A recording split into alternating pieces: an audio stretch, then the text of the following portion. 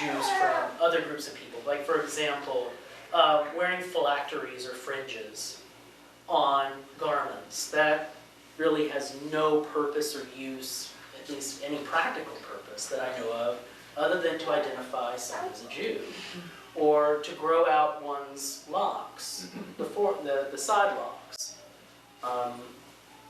So I think that was just a way of differentiating cultures. We do this, you don't. Right. So from this point until, I guess, the end of this lecture, we're going to get into Christian persecution in the Apostolic Age and post-Apostolic Age. And just why were Christians persecuted? Why were they singled out in the Roman Empire as a persecuted people, or as a group of people that deserved persecution, I guess, at least in the mind of the Romans. Before we get into Roman persecution, let's get into Jewish persecution. Why would Christians be persecuted at first by Jews? They claimed that Jesus was the Messiah. Right, they claimed that Jesus was the Messiah. Okay, what else? The Jews expected when the Messiah came, the world would end. Right, that the world would end. So, the world's still here. The world is still here. He can't be the Messiah. Right. And in fact, that's a big criticism that Jews have today, modern Jews have today, speaking about Christ and whether or not he's the Messiah. Well, and then they called him the King of the Jews, which would have pissed off the emperors and everybody. Yeah, well, that's with the Romans, though. But Jews. Well, is St. Paul, before he's St. Paul, persecuting the Christians? Right. Is your question? Correct. Well, it's generally fear motivates that kind of behavior. I feel threatened, so threatening that the sort of the status quo might be changed. Yes, and then that scares me. Correct. And so I've got to suppress that so that it doesn't happen. Right. Jesus wasn't accepted by the Jewish leaders, so if you're following the Jewish leaders, you can't accept it. Correct. Right. But one of the big criticisms, as Arthur has said, was the world didn't end, which is a big criticism that modern Jews have today. Jesus can't be the Messiah because the world didn't end. However, we do consider the resurrection an eschatological event. Now, Roman persecution is going to be completely different. What might be some of the reasons for Roman persecution? Again, we talked about, one of the first things was about sacrifice in Roman religion. Now remember, there's no separation of church and state for the Romans. It's all one. So why would sacrifice be a political act? Well, I teach it this way, that sacrifice, which sometimes meant as little as a pinch of incense. Correct. It was a patriotic gesture like pledge allegiance to the flag. Correct. It was your public demonstration that you were a faithful citizen. And with pagan Rome, with it being very synchronistic, meaning that people often adopted different gods depending upon their fancy and depending upon their stage in life. Again, as you say, a lot of the emperors, or even the hagiographies that we'll have, where there's emperors involved, emperors saying, well, it's not a big deal, just do it. Yeah. And in fact, there are actually stories, it's a good thing you mentioned the incense, because there are stories of Christian saints who were sort of tied up, and they would be given a hot coal, like we use in our censer, and they would be forced to hold it over a pile of incense to drop it with the pain so that they could offer incense, to force them to offer incense before the gods of the state.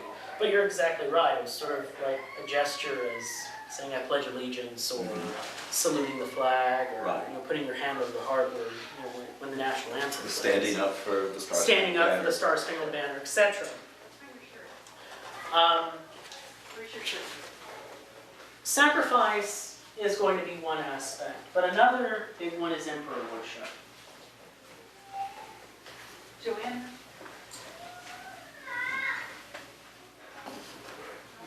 Emperor worship is going to be very big because the emperor is the leader of the state, and if you don't acknowledge him as a god or as a living god, then you're committing treason.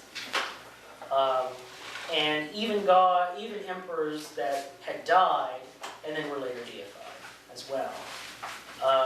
There was a cult of Julius Caesar. There was also a cult of Augustus. In fact, it became habit for the Senate to proclaim emperors gods after they had died. That the Emperor Vespasian, when he felt death coming on, he joked and said, "I think I'm becoming a god." And even it was sort of said with cynicism in that this is kind of absurd that people would do this. The emperors, the early ones, often discouraged it, but it was done after their death. Right, and in fact, I think even Claudius didn't want it done. No. It's really after the Julio, well, really with Nero that With you started Nero, demanding yeah. it all the time. Which leads us to Nero. Roman persecution of Christians is probably going to start with Nero. In AD 64, Rome will suffer a great fire, where a large number of the city will be burnt. And depending upon the historian that you read, it's going to take a different tone. Now, a lot of it probably will need to be taken with a grain of salt, because people after Nero didn't really care for him. And so it's kind of hard to really judge whether or not Suetonius or Tacitus is writing this in order just to sort of malign the emperor or have a good story. Suetonius is not to be trusted. Suetonius is not to be trusted. Because it almost reads like historical Jerry Springer. It's fun to read, but whether or not these things happened, who knows? Suetonius claims that Nero was the arsonist, and that he set the city on fire so that he could, you heard the whole saying, Nero fiddled while Rome burned. That's what Suetonius says, that he played his lyre so that he could sing about the sadness of Troy being burnt down to the ground, being sacked, and so he was using Rome as a stage prop, so to speak. And then he used Christians as a scapegoat. The Christians did it, I didn't do it. Yeah, and I think people, because Nero took the burnt out part of the city to build a palace. Right, to build a palace, his golden palace. And guard the golden golden house.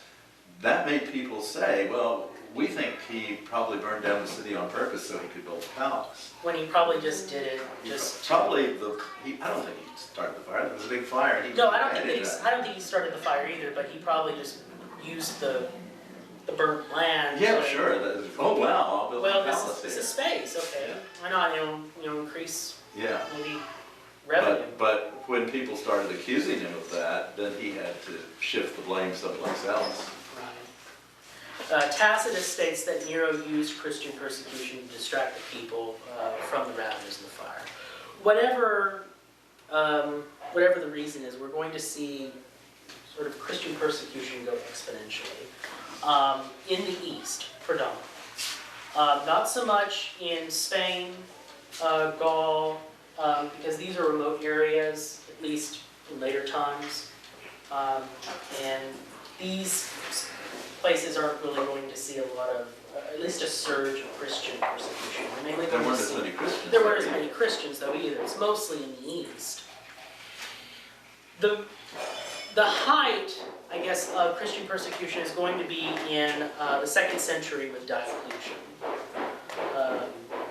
Or from the 2nd century to Diocletian. And I'll write down this name.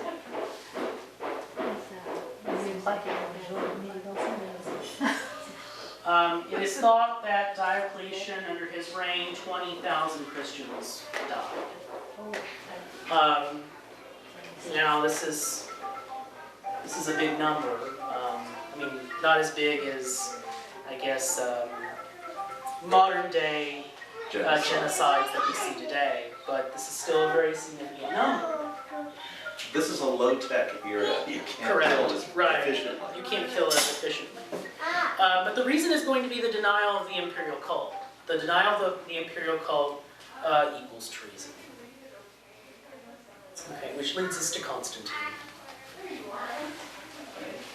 Depending upon, and I don't want to get into Orthodox triumphalism because even though Constantine is a saint, we still have to look at him as a historical figure. And I don't think that at the beginning he really thought that much about Christianity. No. I'm not too sure.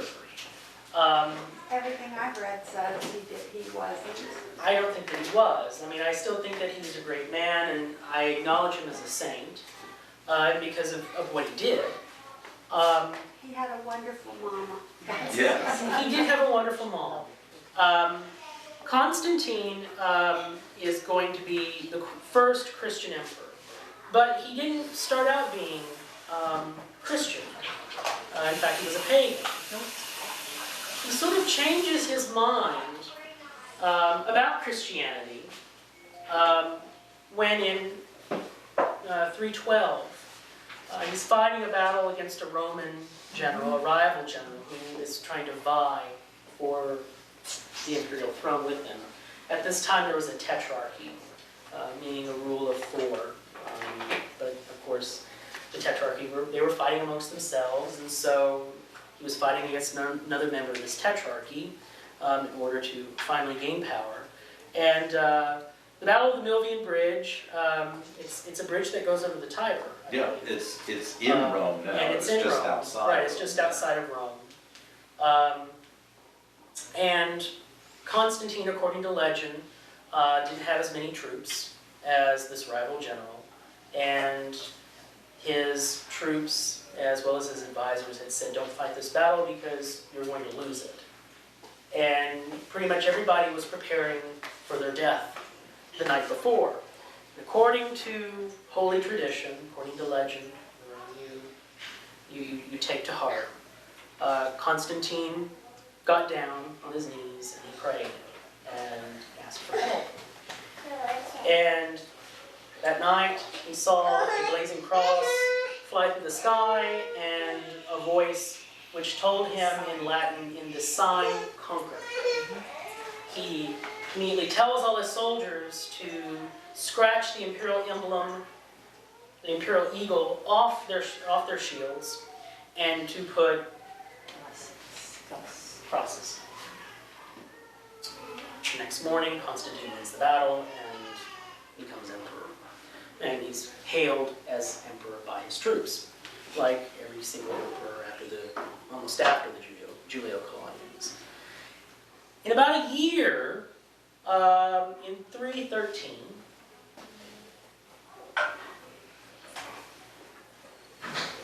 the Edict of Milan will be signed by the emperor.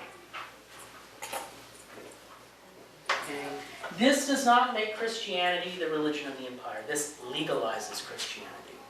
And in fact, it's actually a very great gesture of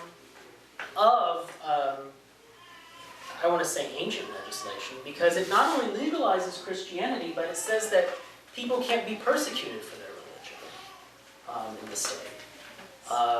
And this sort of blankets Christianity under that.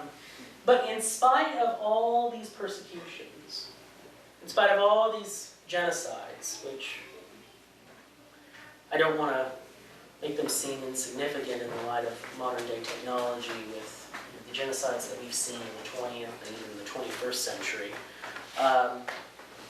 but it's still genocide. In spite of all this, and I was reading one historian who said that Roman censuses had stated that There were probably 30%, the empire was probably 30% Christian at that Yeah, time. I haven't heard that referred to from a census, but that's the estimate I've heard. And some provinces like Bithynia were majority Christian. Yeah. So, Christianity will eventually become the Religio Romana, the Roman state religion, after Constantine's deathbed confession, which I don't advise anybody to do. It was a very ancient practice, and pure for death. Are there any questions? You seem to have thinned out. I do have a question. Yes. Way back when the YouTube Video was playing? yes, it didn't show anything in India, and I'm under the impression that St. Thomas went to India and established Christian communities Yes. along the coast. I've known Yes. Indians from those Christian, communities that yes. claim that And, ancestry. And their liturgy is actually very, very, it's like ours and very ancient as well. Yes, yes. But it didn't show it. Is it so obscure that, I think it didn't show it because, again, I think that video was not for Protestants. oh, well, of course they won't know. But I don't think that they would have, They wouldn't have attached significance. they wouldn't have To attached that, significance to yes. India. Well, I think the Christian population in India didn't grow very rapidly as it did in some other places. I think the Right. persecution and of the Hindus and the inacceptance of the Hindus really hindered growth Well, and the in a lot of Muslims ways as well. in India. What's that? And the Muslims as well. They were persecuted from both. Well, the Muslims weren't there first. Not at first. When they got No, there, But eventually they'll Yes. come in. They have been really persecuted. Yes. So, yes. Um, But even Oriental Christians in India are still very much a minority. But you've been to India, are they predominantly on the coast or The larger Christian the larger population. Christian populations? I know of that- India, southern India? I know the northeastern parts of India are predominantly Christian. Some of the coastal regions, just small coastal regions, are strongly Christian, but for the most part, it's Yeah, some of those hindered with coastal Muslims. regions like Goa were Christianized by Portuguese The colonists. Portuguese, that's right. Right. oh, But so the, that the, wasn't St. the Thomas. ancient Christians are in Malabar, which is in the south. That Yeah. peninsula that sticks down to the south. Yeah, and I don't know too much about the ancient Christian settlements. But, they aren't the only Christians by a long shot, or even the largest group in India. So I heard you talk about the Hellenics, the Friends of the Greeks. The Hellenized And Jews, you talked about the Roman Empire, but the Greek Empire was very big. I must. Well, Alexander the Great had, Yes. his empire was actually in square miles larger than Yes. Rome's, but it was ephemeral, it didn't last. It right, got split because up. shortly after Alexander's death, his generals will start Divvying it. divvying it up. In fact, the Seleucid Empire, which is, I mentioned, that was a break-off empire from Alexander's empire. It was started by the Seleucid dynasty. In fact, The Seleucus and Ptolemy and Antigonus, right, Ptolemy had Egypt. they were major generals. Right. They were They were- important generals of, under Alexander, and they established these kingdoms. Because Alexander's heirs did not live long. He only had a son who Yeah. was born after his death, Death. and consequently, Depending Didn't upon qualify, who. I don't. you tried to capture him, he was like the football. Right. You could play if you had possession of him, but he And died and soon. he had a brother named Philip, and Philip was meant to be the same. Never had children. In fact, a lot of ancient writers say that Philip had the mind of a child.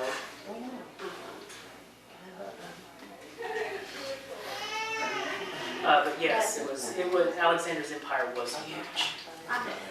Unlike my friend Arthur, I would not be able to subscribe dates to what you were, from my mind, And I don't. but I do and I- know the overview. Right, that's good, and I don't expect when people are converting to Orthodoxy to be able to remember dates. Good. That won't be on the test. That won't be on your conversion test, no, I'm joking. There's an I hope episode, so, there's because I an have test anxiety. who here has seen who here has seen Seinfeld, where, it's my favorite episode of Seinfeld, where Oh, George wants to become George. Orthodox. What do they And call it? They call it he's something else. cheating What is for it? his conversion test. We don't have conversion tests. I have to watch for that one. But I don't expect you to remember dates. I just want people to know where we come from. Oh, there's something Latvian. Latvian Orthodox. Yes. Yeah. When I'm lecturing, I give very, very few dates, and I get asked, because people after a while, you say after this, and then after that, and after the other, they say, well, how long, give me a number. So, yeah, I mean, dates have to be given, but they aren't important. They are important. But I mean, again, you mentioned the expanse of the Greek Empire. I think we probably maybe owe some thanks to Alexander.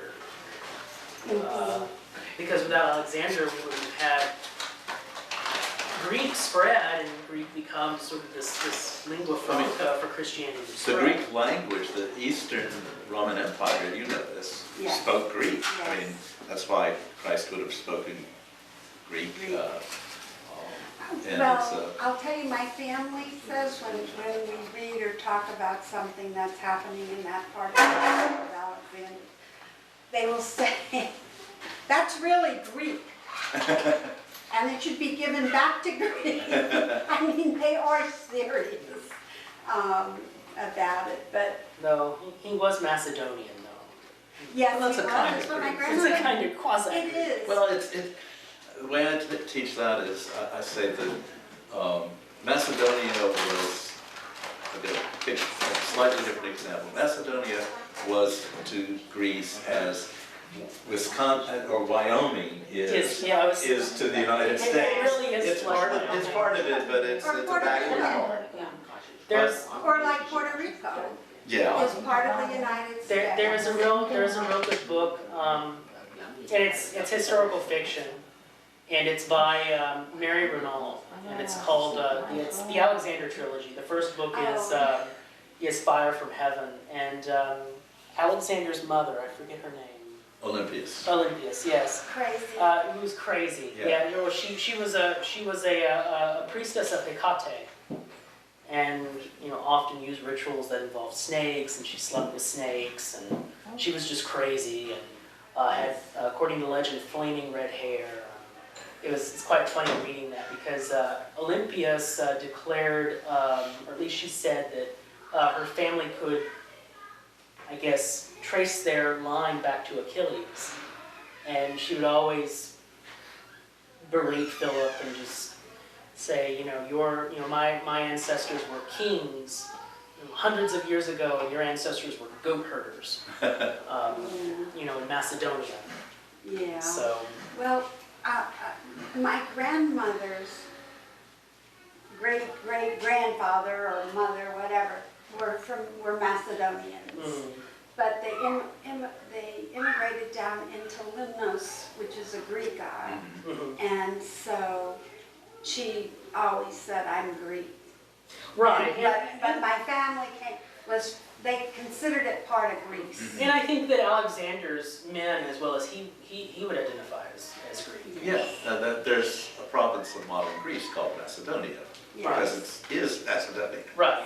So they would have identified as Greeks. And But did you know this? But Greeks are of Indo-European yes, they extraction. Right. Yes, they are. Their DNA. And in fact, it's really amazing. Sometimes you can recognize words in Sanskrit that have cognates in English.